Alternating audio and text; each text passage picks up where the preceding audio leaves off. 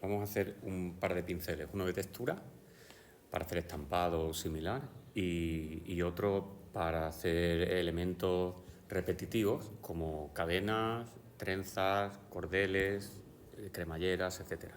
Necesitamos una imagen cuadradita que tenemos que poner con el fondo en negro.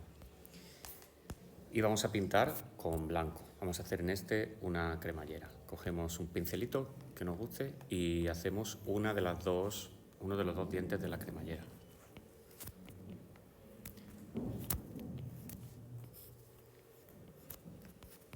Esta parte de aquí tiene que encajar con esta de aquí. Entonces a lo mejor cuando hagáis la otra parte del diente vais a necesitar algunos ajustes. Duplico la capa y le doy la vuelta horizontal y vertical para hacerlo simétrico y me lo traigo para acá. Uno va en una capa y otro va en otra, así que los termino de encajar y como podéis ver aquí ya hay algunos problemillas con el encaje. Bueno, pues ahora con cuidado pues ya se va corrigiendo y se le va quitando lo que no esté bien. Lo arreglamos por aquí. Esta parte que es donde no encaja. Ahí. Y al de abajo pues lo mismo, le arreglamos los trocillos que no están bien encajados. Aquí le borramos esta parte que no nos gusta, lo juntamos, le bajamos la opacidad y ahora ponemos otra capa encima y encima de esa capa ya hacemos el dibujo definitivo, pues fijándonos en lo que tenemos debajo.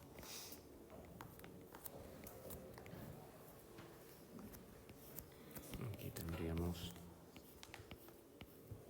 el de arriba y aquí tenemos el de abajo. Estamos haciendo ya aspecto abocetado.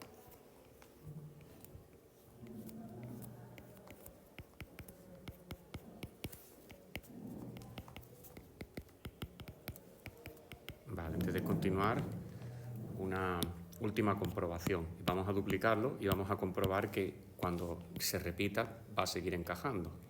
Y efectivamente vemos que sí que encaja. Muy bien, pues esto va a ser lo que vamos a utilizar para nuestro pincel. Lo voy a colocar bien centrado en el dibujo y le voy a aumentar el tamaño hasta que ocupe el máximo posible en el soporte. Un último retoquillo por aquí.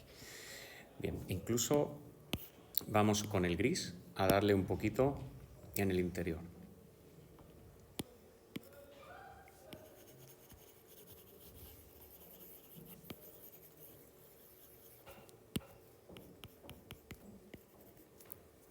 Así. Bueno, pues ahora vamos a darle a copiar lienzo y vamos a crear un pincel nuevo que va a hacer esto del dibujo de la cremallera. Cuando trabajamos con pinceles tenemos dos elementos que son la forma y el grano. La forma es el dibujo que hace la máquina cuando pulsas sobre el soporte. Entonces, como aquí la forma es solamente un círculo, pues cuando tú pintas lo que pintas es un círculo. Es claro, cuando tú arrastras, ese círculo se repite un montón de veces. Y luego aquí tenemos un montón de parámetros que modificando la condición en la que se hace ese trazado, pues te va a salir un pincel u otro diferente. El grano, sin embargo, es la textura de la superficie que va a aparecer. O sea que si aquí en el grano, por ejemplo, hubiera puntitos, voy a cambiar, por ejemplo, a otro diferente, estas rayas. Pues cuando yo pinto, lo que pinto son rayas, pero la forma del pincel no es de raya, es un circulito y las rayas salen después.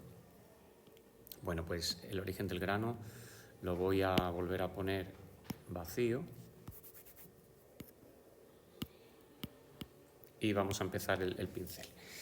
El grano lo dejamos sin más, porque lo que queremos es que se repita el mismo dibujo. Y aquí en forma vamos a pinchar sobre el circulito que aparece a la derecha que dice origen de forma, que es una miniatura de la forma del tampón, del pincelito en sí.